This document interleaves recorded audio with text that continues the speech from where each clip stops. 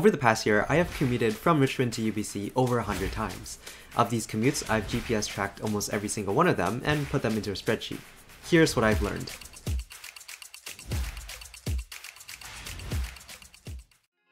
I'm Eric, and I am a second-year civil engineering student at the University of British Columbia, Vancouver.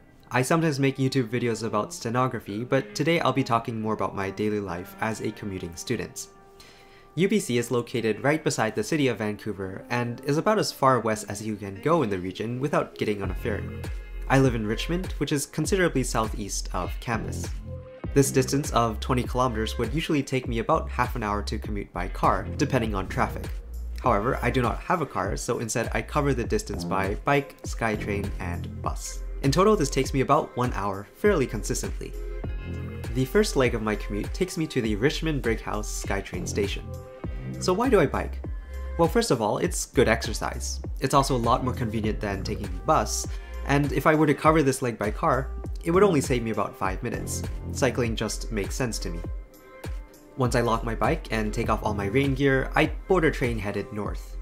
Vancouver's rapid transit system is fully automated and parts of it has been operational since 1986. It's called the SkyTrain, and the line I'm currently on is the Canada Line, which opened in 2009. Unfortunately, there is no SkyTrain directly to UBC. An extension to campus is currently being built, but the portion actually going to UBC is only in the planning stages and probably won't start construction until after 2026, meaning a grand opening date probably past 2030. So from the Canada Line, I get onto a bus that takes me to campus. This is where my commute gets a little bit interesting. I have 5 bus routes to choose from. There's the 49, the R4, the 25, the 99, and the 84.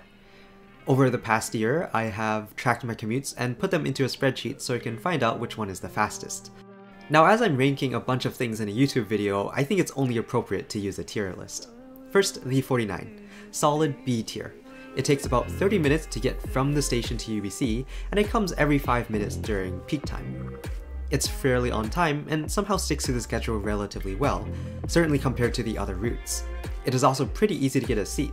About 4 times out of 5, I'm able to sit down after boarding the bus. Next, the R4, C tier. It's supposed to be a rapid bus, and yet it's scheduled to be slightly slower than the 49. During peak time, it's supposed to be as frequent as every 3 minutes, but it's not uncommon to have to wait 10 minutes for 3 buses to arrive all at once. It is also impossible to overstate how packed it can be. During rush hour, you will never get a seat, and it is even busy during off-peak times, which baffles me. I kind of hate the R4, but not nearly as much as the 25. Again, it's supposed to arrive every 4 to 5 minutes during peak times, but traffic can cause delays quite often. It's also only using 40-foot non-articulated buses that are always full and you'll never get a seat. It's also slower than the 49, so it's a lost cause. D tier. Now for the 99B line, the very first B-line express bus in Metro Vancouver. One of the busiest bus routes in the US and Canada, which seems pretty impressive, especially for such a small city, until you learn about the bus rapid transit systems all across the world. Anyway, it has a peak frequency of 3 to 4 minutes, it uses articulated buses, and it takes about the same amount of time as the R4. It's also pretty busy during rush hour, so C tier. Finally, for my personal favorite, the 84. It runs exclusively 60-foot blue-top 2021 Excelsior hybrids. You can pretty much always get a seat when you board from the Canada Line station, and is extremely punctual and almost always on time. It takes only 25 minutes to get to campus, but the last 2 stops aren't used very much, so it's not uncommon to be as much as 5 minutes early. It's almost an S-class route, there's just one little caveat. It's only every 10 minutes at best!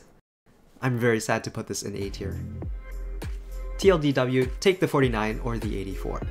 With the graphs I've been showing, it may seem like the 84 is the fastest, but they don't reflect how long you're spending on the SkyTrain. These graphs show the total commute time from Richmond Brighouse to UBC.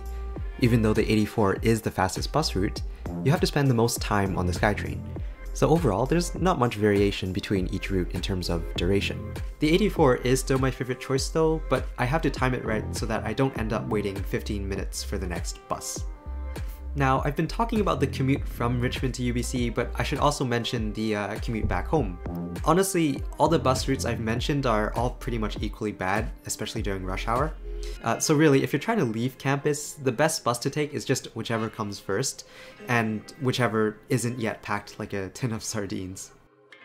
So that brings us to the end of the video. I hope you've enjoyed it, and if you're a Richmond commuter, let me know in the comments what you think. If you aren't a UBC student, I'd still love to hear what you think of my everyday commute.